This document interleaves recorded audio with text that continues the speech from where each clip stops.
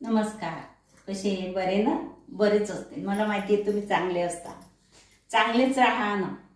हे बघा आपल्याला बनवायचं आहे, आज एक रेसिपी बनवायची आहे चहा सोबत खाण्यासाठी. तर हे बघा, हे 1 कपभर दूध घेतलं, हे याच्यामध्ये टाकलं. हे थंड दूध आहे, गरम केलेलं नाही आहे. आणि हे बघा एवढी साखर घेतली, जेवढं दूध तेवढी साखर घेतली, ही बी ह्याच्यात टाकली दुधामध्ये. आणि हे आपण चमच्यानं असं हलवून घेऊ, विरघळेपर्यंत हलवून घ्यायचं असं चमच्यामध्ये. आणि हा खलबत्ता घेतला आणि ह्याच्यामध्ये हे 4-5 बदामा घेतल्या, हे आपण कुटून घेऊ. या अशा जाड्या मोठ्या बदामा कुटून घेतल्या मी. हे बघा अशा जाड्या मोठ्या कुटून घेतल्या. आणि ही विलायची घेतली. आणि हे कोको नारळाचं हे किस दुकानावर मिळतो ना, तो घेतला. हा एवढा 2 चमचे. आणि हे 2 चमचे ही तीळ घेतली. हे साखर विरघळली, काही खडे याच्यामध्ये असेच राहू द्यायचे, काही खडे राहू द्यायचे, काही विरघळली, असंच करायचं. आता आपण याच्यामध्ये काय करू, हे कुटून घेतले ना बदाम, हे टाकून घेऊ. आणि ही इलायची पावडर पण टाकून घेऊ. आणि हे कोकोनट पावडर पण टाकून घेऊ. हे बघा. आणि हे तीळ पण टाकून घेऊ. हे बघा. आणि याचा एकजीव करून घेऊ. असं हे तीळ आहे ना, याच्यामध्ये छान दिसतात, जे आपण बनवू ना त्याच्यामध्ये हे तीळ असे छान दिसतात. आणि आता आपण काय करू, याच्यामध्ये चांगले 2 मोठे चमचे तेल टाकते. हे बघा, हे 2 मोठे चमचे मी तेल टाकते. मस्त. आणि याला मस्त एकजीव करून घेऊ. छान पदार्थ होणार आहे आणि मस्त टिकाऊ. 15 दिवस ठेवा, महिनाभर ठेवा डब्यामध्ये. मस्त मी एकजीव. हे आता याच्यामध्ये मावीन तेवढंच आपल्याला पीठ टाकायचं. तर आपण थोडं थोडं थोडं थोडं पीठ टाकू. हे बघा, हे गहूचं पीठ आहे, हे बारीकच दळलेलं आहे. आपण जे पोळ्यांसाठी वापरतो ना, तेच हे पीठ आहे. आता मी थोडं थोडं हे, जसं याच्यात पाणी टाकायचं नाही. आणि हे पीठ मावीन याच्यामध्ये, तेवढंच पीठ याच्यामध्ये टाकायचं. असं थोडं थोडं टाकायचं आपण.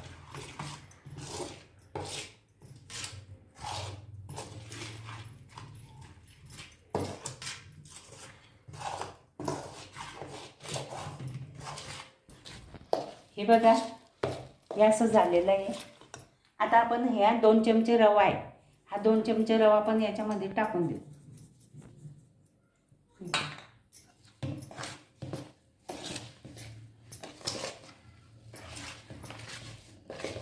आणि याचा एक डो बनवून घेऊ. थोडं थोडं पीठ टाकून, जेवढं पीठ मावलं ना तेवढं असं छानसा डो बनवून घेऊ आपण. मस्त. चमच्याचं काम आता झालेलं आहे. आता आपण हाताने भिजू हे पीठ, हाताने एकजीव करून घेऊ.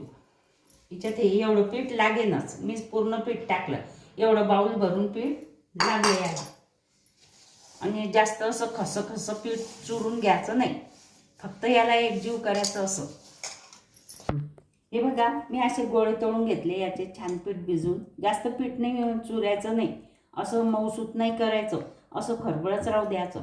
आणि हे बघा, मी आता याला आकार देते. हे बघा, याचा आकार, याचा तेडे मेढे बी झाले ना, तर उद्याचं झाले. तर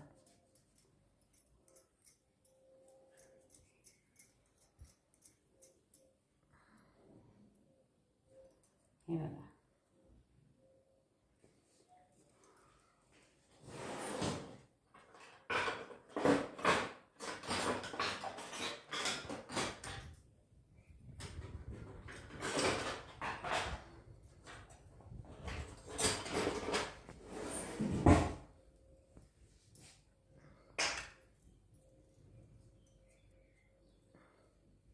यांना काही फरक नाही पडत.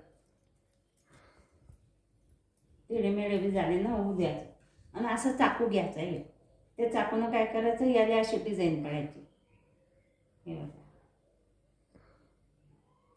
नाही तर तुमच्याजवळ डिझाईनचं दुसरं काही साधन असेल ना, त्यानं पाडायचे. हे बघा. परत दुसरं घ्यायचं. असं कळकच पीठ भिजून घ्यायचं छान.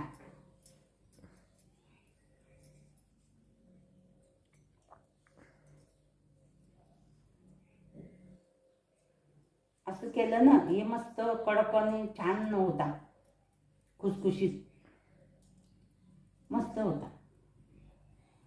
जेवढं दूध तेवढी साखर टाकली मी. तुम्हाला जसं गोड आवडत असेल तसं तुम्ही टाका. हे खूपच मस्त असते सकाळी चहा सोबत खायला, मुलांना द्यायला.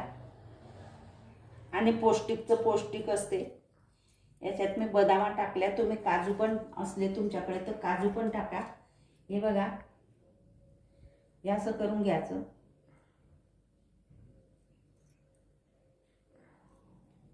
हे असे आकार देऊन द्यायचा त्यांना. हे असे बिस्किट तयार करायचे छान.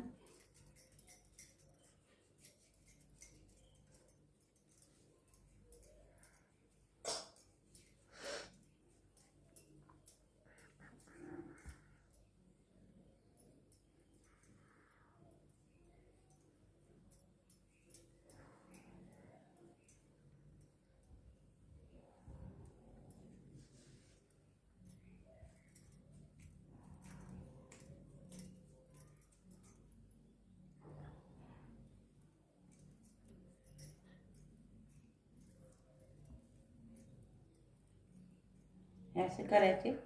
हे बघा, हे अशी डिझाईन पाडायची याच्यावर. तुम्हाला काट्या चमच्यानं बी डिझाईन पाडता येते. तुम्ही काट्या चमच्यानं बी पाडा छान. मी आता कढई ठेवते इथे. तोपर्यंत हे बघा, अशा प्रकारे मी एक एक बनवते आणि एक एक तळते. हे बघा, हे बघा.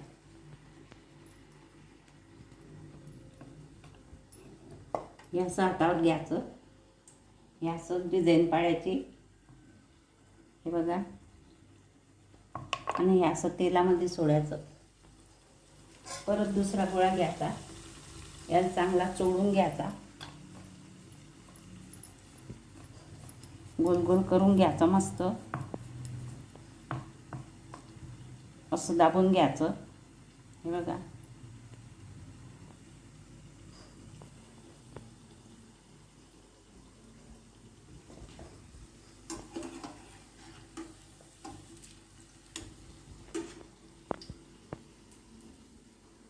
असं काढून घ्यायचं जो झाला तो.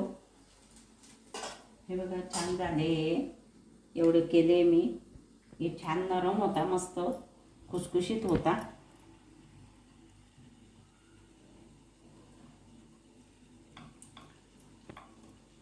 हे असा बिस्किटांचा आकार गोल गोल करून घ्यायचा.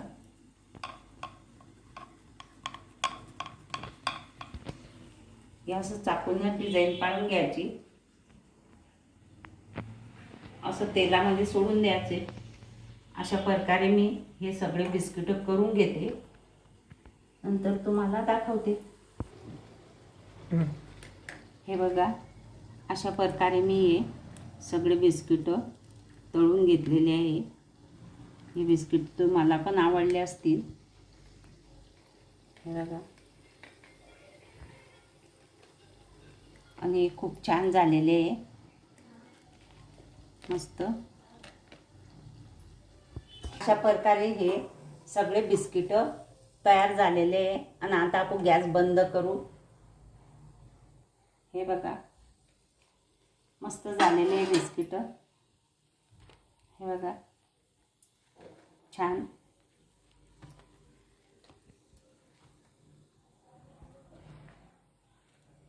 हे खूपच छान झालेले आहे. आणि अशा प्रकारे हे बघा, अशा प्रकारे हे बिस्किट तुम्ही पण बनवा, तुम्ही पण खा. हे खूप पौष्टिक आहे. याच्यामध्ये काजू बदाम ते टाका आणि हे गहूच्या आट्याचे आहे म्हणून हे खूप पौष्टिक आहे. हे खूप चांगले आणि सुंदर आहे. आणि हे बघा हे किती नरम झाले. हे बघा हे खूपच क्रिस्पी आहे आणि मस्त चहाबरोबर खाण्यासाठी पोरांना खूपच छान आहे. खूपच छान बनवले मी आणि तुम्हाला दाखवले. हे बिस्किट खूप छान आहे. हे आवडले असेल लाईक करा, शेअर करा, सबस्क्राईब करा, घंटीचं बटन दाबा बरं का.